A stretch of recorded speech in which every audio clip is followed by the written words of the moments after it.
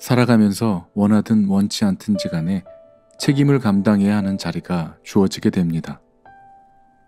작게는 가족의 구성원으로서, 그리고 학교에서는 학생으로서, 직장에서는 직장인으로서, 또 교회에서는 형제자매로서 지체가 되어 각자의 자리에서 감당해야 하는 일들이 있습니다. 모든 사람들이 자기의 위치에서 자기에게 맡겨진 책임과 직분을 성실하게 수행할 때 올바른 관계와 그가 속한 공동체가 건강하고 원만하게 세워져 가게 되는 것입니다. 그러나 자기에게 맡겨진 일에 대해 그 책임을 감당하지 않고 회피할 때, 그리고 다른 사람에게 그 책임을 전가하게 될 때 무책임한 사람이 되고 직무의 태만으로 인한 결과는 고스란히 그가 속한 공동체가 떠맡게 되는 것입니다.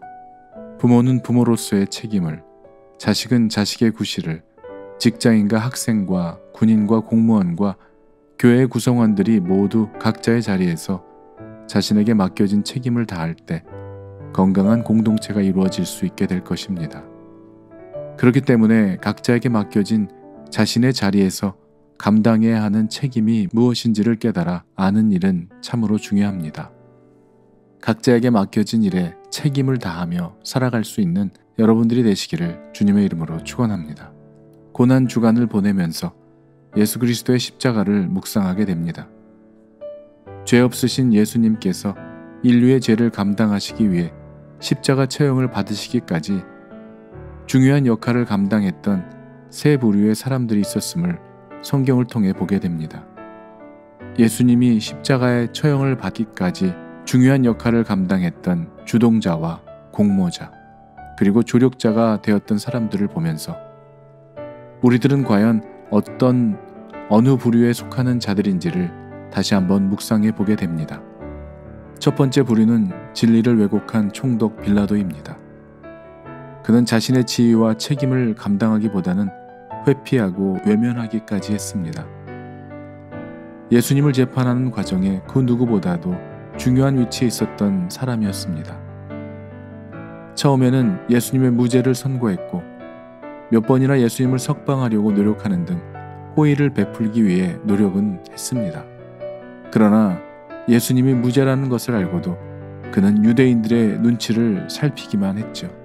그 이유는 이미 그 당시에 자신의 입지가 상당히 어려운 상황이 되었고, 그런 상황에서 사람들의 요구를 들어주지 않아서 발생할 수 있는 밀란이 일어난다면 자신의 입지가 상당히 어렵게 될 수 있기 때문에 유대인들의 그러한 무리한 요구대로 무죄한 사람을 유죄 판결하는 정치적 판결을 내리게 된 것입니다.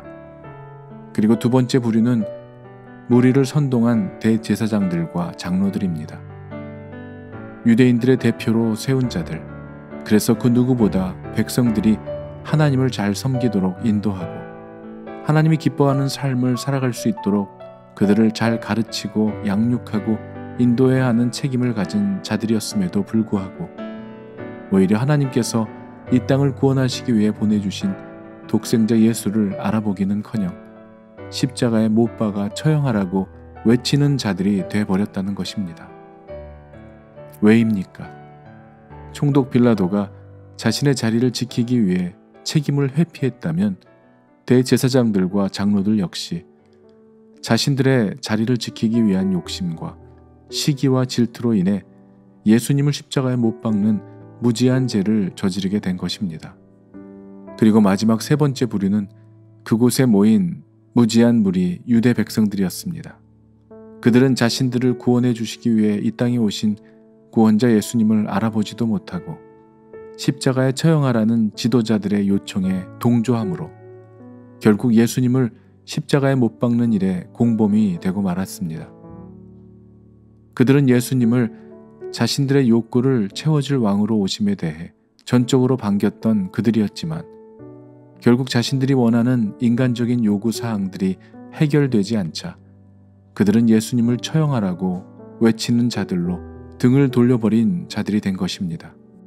그들의 무지한 요구대로 예수님을 십자가에 넘겨준 무책임한 빌라도, 무리를 선동한 악하고 교만한 종교 지도자들, 그리고 지도자들의 선동에 동조한 무지한 무리들의 절묘한 조화로 인해 예수님을 십자가에 내어준 불의한 판결에 대한 책임을 그들은 피할 수 없을 것입니다.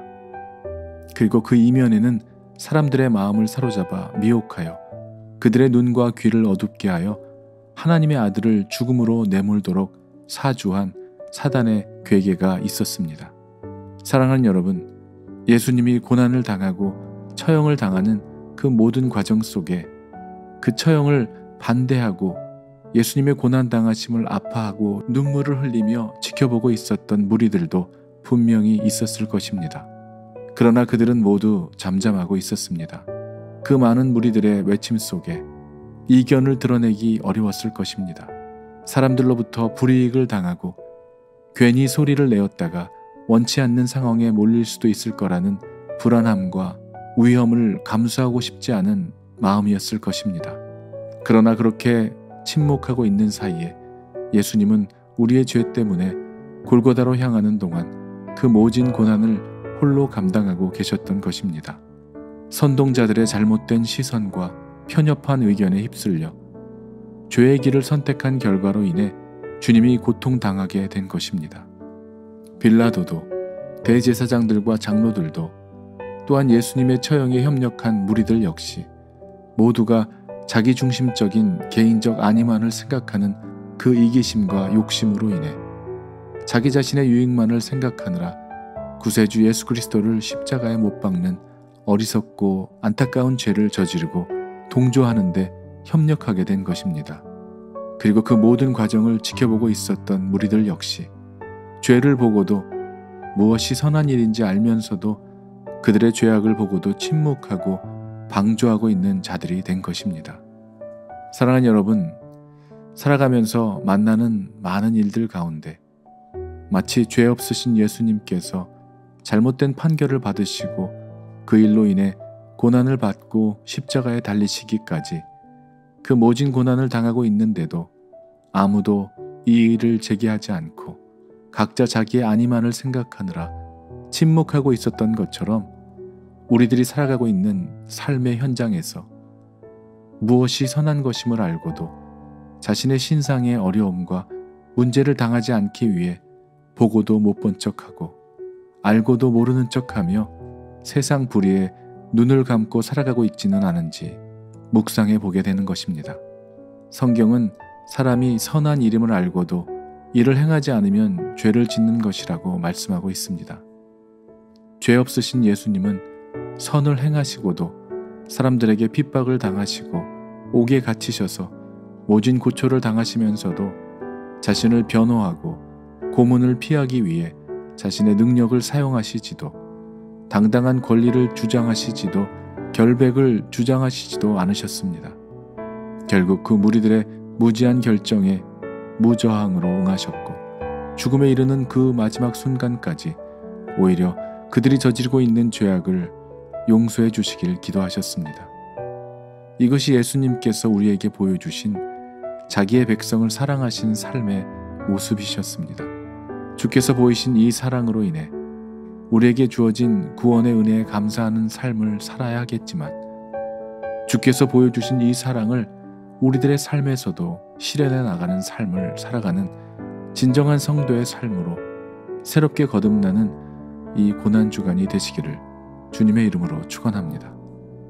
불의한 것을 보고도 악한 일이 일어나고 무엇이 선한 일인지 알면서도 세상이 너무나 악하고 두렵고 또 무섭기 때문에 그러한 일들을 보고도 그냥 스치듯 못 본 척 지나가 버리는 삶을 살아갈 때가 얼마나 많이 있습니까? 세상은 점점 변하고 사랑이 식어가고 많은 사람들은 자기의 안위만을 위하여 이기적으로 살아간다 할지라도 예수님께서 십자가에서 보여주신 그 사랑대로 저와 여러분들 모두 그렇게 살아갈 수 있게 되시기를 바랍니다. 인간의 힘으로 할 수 없고 예수님의 마음이 부어졌을 때 성령의 충만함으로 인해 주님의 사랑이 우리들에게 부어졌을 때 나로서는 감당할 수 없는 일들을 주님이라면 어떻게 하셨을까? 주님이라면 하셨을 그 삶의 행동들이 저와 여러분들의 삶 속에서 드러나고 나타나고 행해지게 되기를 예수 그리스도의 이름으로 간절히 기도합니다. 아멘.